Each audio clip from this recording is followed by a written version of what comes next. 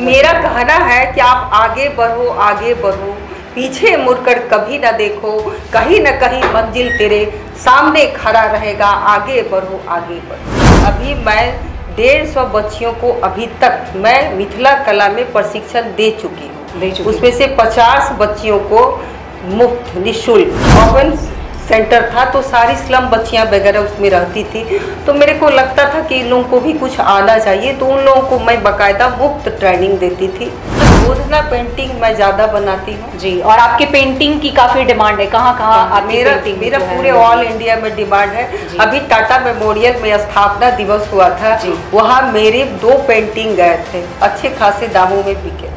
गोधना कला जो अभी तकरीबन लुप्त होने के कागार पे थी। मिथिला पेंटिंग का 3 कला साथ में आयाम होता है, एक गोधना कला, दूसरा मिथिला कला और तीसरा तंत्र कला। मिथिला तो मैं बनाती ही हूँ, लेकिन गोधना कला में सबसे बड़ी बात है कि उसका टाइम टेकिंग बहुत ज्यादा है। आपकी फिटनेस का राज क्या है? एशवेल रस, ये एक ही बोतल में है। Stress, weakness, acidity, obesity, hair fall, skin की हर परेशानियों का एक ही हल। एशवेल लाइफ, डायबिटीज फ्री लाइफ।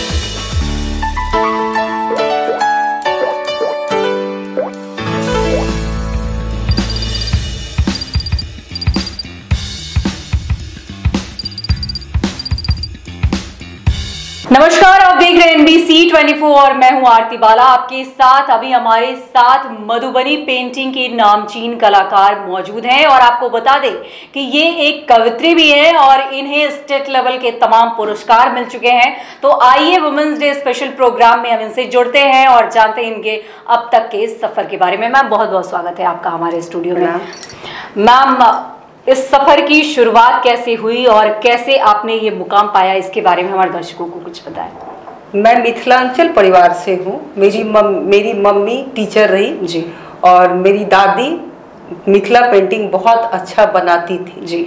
ठीक है, मेरी मम्मी को कोई खास रुचि नहीं था, कारण वो स्कूल में पढ़ाती थी जी, वो प्रिंसिपल रही थी, उनको कोई खास नहीं था। लेकिन मेरी दादी का, हम लोग के यहाँ जो भी विध रीति रिवाज या कुछ भी होता है, हमारे यहाँ कोई भी पूजा, विवाह, उत्सव, कुछ भी छोटा सा भी हमारे यहाँ होता है, तो मिथिला के जो हम लोग के यहाँ जो रीति रिवाज है उसी के अनुरूप हमारे यहाँ ये उत्सव मनाया जाता है। मान लीजिए कोई छोटा पूजा भी होता है तो हम लोग अरिपन बनाते हैं जी।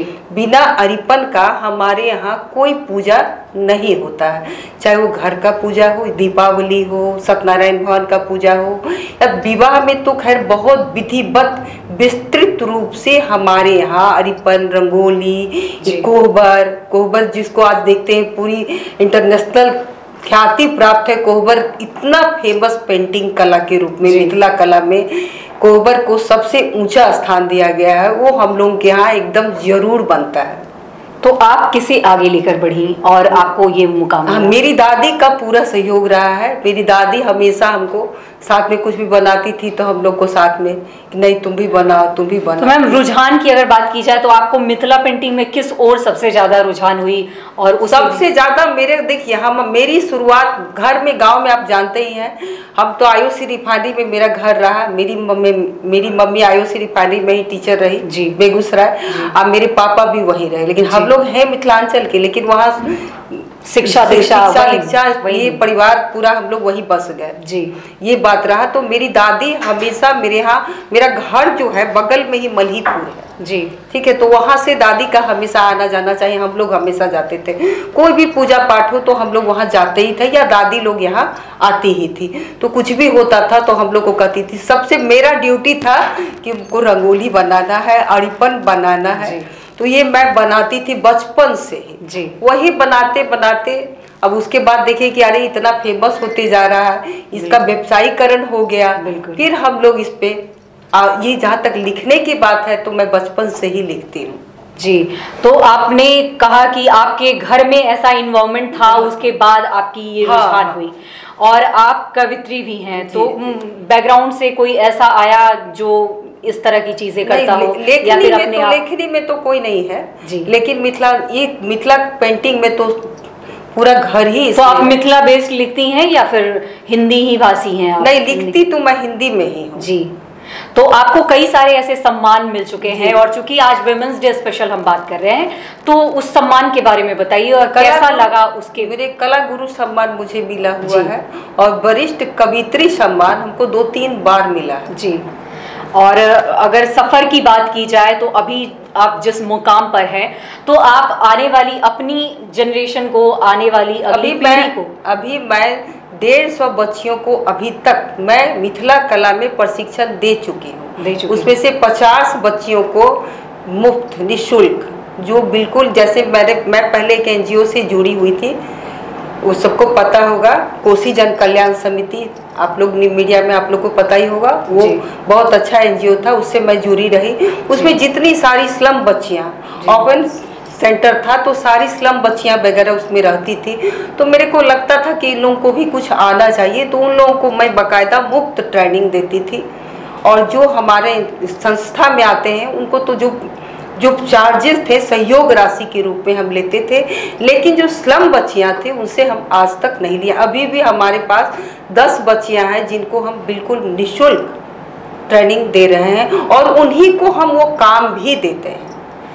तो वाकई बहुत अच्छी बात कही इन्होंने कि इन्होंने फ्री ऑफ कॉस्ट ऐसी बच्चियों में वो हुनर देखा तो उनको आगे बढ़ाने की पहल की। हाँ, उनको तो अभी हम काम दे रहे हैं बाकायदा रोजगार के तौर पर, रोजगार के तौर पर भी। जो लड़कियां अभी कॉलेज में पढ़ रही है, कॉलेज से आने के बाद मेरे पास है क्या, मैं उसको ये नहीं बताती कि तुमको इतना से इतना दिन टाइम काम करना, वो नहीं, वो मतलब टाइम की कोई बाउंडेशन नहीं मेरे को है क्या। अच्छा ठीक है, दूसरी बात है कि पेंटिंग जहाँ तक बनता है, जहाँ दीवार का पेंटिंग है या पेपर या कैनवास पर, वो मैं खुद बनाती हूँ। लेकिन जैसे दुपट्टा है, साड़ी है, ये सब मैं बच्चियों से ही करवाती हूँ, अकेले मेरे बस का नहीं है। इसमें मेरे साथ 17-18 महिलाएं जुड़ी हुई है जो मेरे वर्क में सहयोग देती है। एक तरह का समझिए कि उनका रोजगार चलता है। जी, तो कहीं ना कहीं वाकई ये बहुत बड़ी बात है कि उन्होंने 17-18 ऐसी महिलाएं जो कि आगे बढ़ चढ़कर वो काम नहीं कर सकती थी, उनको एक रोजगार मुहैया कराई और उन्हें इतना अच्छा प्लेटफॉर्म दिया। मैम, आपकी पेंटिंग की बात की जाए तो आपकी पेंटिंग जो है वो काफी सराही जाती है। ऐसे कौन कौन जगह है? मैं गोधना पेंटिंग मैं ज्यादा बनाती हूँ जी, और आपके पेंटिंग की काफी डिमांड है। कहाँ आपकी पेंटिंग? मेरा पूरे ऑल इंडिया में डिमांड है। अभी टाटा मेमोरियल में स्थापना दिवस हुआ था, वहाँ मेरे 2 पेंटिंग गए थे, अच्छे खासे दामों में बिके जी। टाटा मेमोरियल हॉस्पिटल का स्थापना दिवस 5 फरवरी को हुआ था जी। उसमें मेरे यहाँ से जूट का बैग वगैरह भी गया था और मेरी पेंटिंग भी गए थे। तो मैम, आने वाले जो जनरेशन है जो मधुबनी पेंटिंग के प्रति उनको रुझान है और उनको वैसे प्लेटफॉर्म नहीं मिल पा रहे हैं, ऐसी महिलाओं को क्या कहना चाहेंगी? मेरे से जुड़े, मैं सबको जोड़ना चाहती हूँ। मेरे पास काम बहुत है जी, मेरे पास काम का कमी नहीं है। मैं हमेशा चाहती हूँ, बस बाकायदा मैं स्लम बच्चियों को, गरीब महिलाओं को ही काम देना ज़्यादा पसंद करती हूँ। कारण ये है कि जिनके पास ज़रूरत है, मैं चाहती हूँ मेरा काम वही करें। उनको 2-3 महीने का मैं ट्रेनिंग देती हूँ। अब दूसरा बात है कि 6 महीने का रहता है, लेकिन बहुत सारी बच्चियाँ हैं जो बहुत हुनर, जिसको देखते हैं कि अरे कमाल का ब्रश चलाती है, उसको मैं 3 महीने की ट्रेनिंग दे के उसको काम दे देती हूँ। उसके घर वाले जो बच्चियों को कभी घर से निकल ही नहीं देते थे, जब मान लीजिए मेरे यहाँ 3 महीने आई, सप्ताह में 2 दिन आई, 1 दिन आई। मेरा साथ ये भी नहीं है कि आपको प्रत्येक दिन आना, कारण क्या, उसका कॉलेज में नहीं छूटे, उसका स्कूल में ही छूटे। जो महिलाएं घर में, वो अपने परिवार को भी देखें, मेरा ये सब भी साथ में रहता है। दूसरा क्या रहता है, मैं कुछ कपड़े हैं, दुपट्टा है, साड़ी है, या जो भी है मेरे पास जो भी रहता है, मैं उसको दे देती हूँ जी। बस ये शर्त रखती हूँ कि उसको कुछ डैमेज ना हो, कुछ उसमें डैमेज नहीं हो।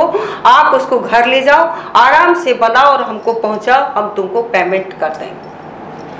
तो वाकई एक बहुत बड़ी इन्होंने एक पहल कहीं ना कहीं शुरू की है कि ऐसी बच्चियां जो ज़रूरतमंद हैं और जो हुनरमंद भी हैं, उनको ये एक प्लेटफॉर्म देने का काम करती हैं। और बता दें आपको कि कला के क्षेत्र में और कवित्री के क्षेत्र में इन्हें काफी ज्यादा अवार्ड मिल चुके हैं और अब ये अपने अलावे लोगों को काफी जागरूक कर रही हैं और लोगों को रोजगार भी मुहैया करा रही हैं। तो बता दें आपको कि बिहार के लिए वाकई एक बहुत बड़ी उपलब्धि है कि ऐसी सशक्त महिलाएं जो हैं वो अपने हुनर को और ज्यादा आगे बढ़ा रही हैं। वैसे हुनर और वैसी पेंटिंग जो कहीं ना कहीं अब धीरे धीरे गुमनामी के अंधेरे में जा चुकी थी, लेकिन इनके एक बड़े पहल की वजह से वो आज फिर बड़े पैमाने पर देश ही नहीं विदेशों में भी काफी ज्यादा सराहे जा रहे हैं, जो वाकई एक बहुत बड़ी बात है।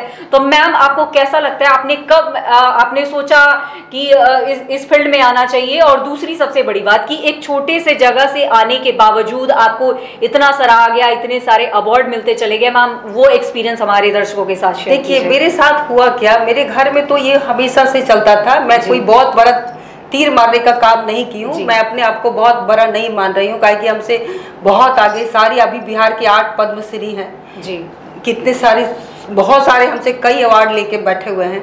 मैं वैसी तो अभी नहीं हूँ, लेकिन मैं अभी कोशिश कर रही हूँ, मैं अभी सीख ही रही हूँ, पहली बात। दूसरी बात ये गोधना कला जो अभी तकरीबन लुप्त होने के कागार पे थी। मिथिला पेंटिंग का 3 कला साथ में आयाम होता है, एक गोधना कला, दूसरा मिथिला कला और तीसरा तंत्र कला। मिथिला तो मैं बनाती ही हूँ, लेकिन गोधना कला में सबसे बड़ी बात है कि उसका टाइम टेकिंग बहुत ज़्यादा है। उसको कोई करना नहीं चाहता है, उसको कोई सीखना भी नहीं चाहता है। कारण कुछ नहीं है, कारण है अगर किसी वर्क का टाइम टेकिंग ज़्यादा जाता है तो उसका प्राइस भी बढ़ जाता है। तो जो प्राइस लोग देना नहीं चाहते हैं, मैं ऐसा नहीं कहती कि कोई देते नहीं है, लेकिन कोई ऐसे रहते हैं कि मैं आपको बता नहीं सकती। टाटा मेमोरियल हॉस्पिटल में जो मैं पेंटिंग दी थी, उसको मैं जो प्राइस बोली थी उससे हमको तकरीबन बहुत ज़्यादा प्राइस में मेरे को आया। तो कहीं ना कहीं जोहरी की पहचान, हीरे की पहचान जोहरी जो है वो बखूबी जानता है। और रही बात मधुबनी कला की, तो ठीक है इस कले के बारे में हर कोई जानता है, लेकिन उनकी बारीकियों को समझना एक बहुत बड़ी उपलब्धि होती है और उन्होंने शायद वो बारीकियां समझी होगी, धन उसके बाद आपको ये दिया। तो मतलब कहने का ये है कि लोग सराह रहे हैं और बड़े पैमाने पर ये निकल कर सामने आ रहे हैं। तो मैम आपको कैसा मतलब अब महसूस होता है? कला मेरा ये जो आपको सूरजकुंड मेला होता है उसमें मैं हर साल मेला में मेरा 20-25 गोदना जाता है जी, हर साल। वो कोई डीलर, मैं नहीं जाती हूँ, मैं क्यों बोलूँ, मेरे पास वो टाइम नहीं है। मेरा घर परिवार है, मेरी मदर इन लॉ, पूरा फैमिली, हम लोग ज्वाइंट फैमिली में। मैं कहीं जाती हूँ, ये नहीं कि मैं नहीं जाती हूँ, लेकिन सूरजकुंड मेला में मैं आज तक गई नहीं हूँ। लेकिन मेरा कहाँ लगता है मैम ये मेला? ये हरियाणा में सूरजकुंड मेला पूरा फेमस है, पूरा दुनिया जानता है उस मेला को। लेकिन वहाँ मेरा हमेशा से गोधना 20-25 बिल्कुल पहले ही से, जैसे इस साल समाप्त हुआ और उसी समय जो लेते हैं वो हमको बता देते हैं कि अगले साल के लिए भी कम से कम 10 तो रखिएगा। तो गोधना पेंटिंग को बनाने में टाइम लगता है, इसलिए वो लोग पहले ही मेरे को बता दें। तो वाकई एक कलाकार के लिए इससे अच्छी बात क्या होगी कि उसकी कला को इस तरह मतलब अप्रिसिएट किया जा रहा है, सराहा जा रहा है और डिमांड जो है वो कहीं ज्यादा है। तो एक कहा जाता है आप कवित्री भी हैं और जब सुनने वाले दर्शक जो होते हैं वो ज्यादा होते हैं तो उत्साह और कहीं ज्यादा बढ़ जाती है। और आपकी कला को मतलब इंडिया लेवल पे इतना ज्यादा सराहा जा रहा है और आपने वैसी कला को आगे बढ़ाया जो विलुप्त होने के कगार पे थी, लेकिन आपने फिर से उसको उभारने का काम किया है। तो वाकई एक बहुत बड़ी और बहुत अच्छी काम कर रही हैं आप। तो ऐसी वुमेन्स डे स्पेशल हम बात कर रहे हैं, तो आप कुछ मैसेज दे दें वुमेन्स डे स्पेशल की, वैसी महिलाएं जो कि अपने आप में संकुचित रहती हैं, वो बाहर आना नहीं चाहती हैं, तो उनके लिए एक मैसेज दे दीजिए आप, क्योंकि आज वुमेन्स डे स्पेशल हम बात कर रहे हैं। तो क्या कहना चाहेंगे आप? मेरा कहना है कि आप आगे बढ़ो, आगे बढ़ो, पीछे मुड़कर कभी ना देखो, कहीं ना कहीं मंजिल तेरे सामने खड़ा रहेगा। आगे बढ़ो, आगे बढ़ो।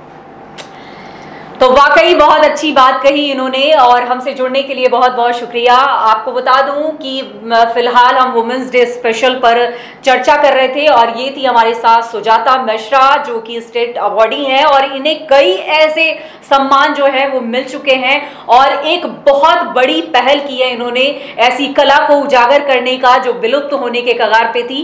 तो बिहार ही क्या, आज हमारा एनबीसी टीम जो है ऐसी महिलाओं का सम्मान करता है और इसीलिए आज हम इस चर्चा को आपके सामने रखने को लेकर आज ये विशेष जो है तमाम तरह की बातें हमने की है और आगे भी ऐसी महिलाएं जो हैं इनके कला को हम यूं ही आगे बढ़ाते रहेंगे। आप जुड़े रहे एनबीसी 24 के साथ।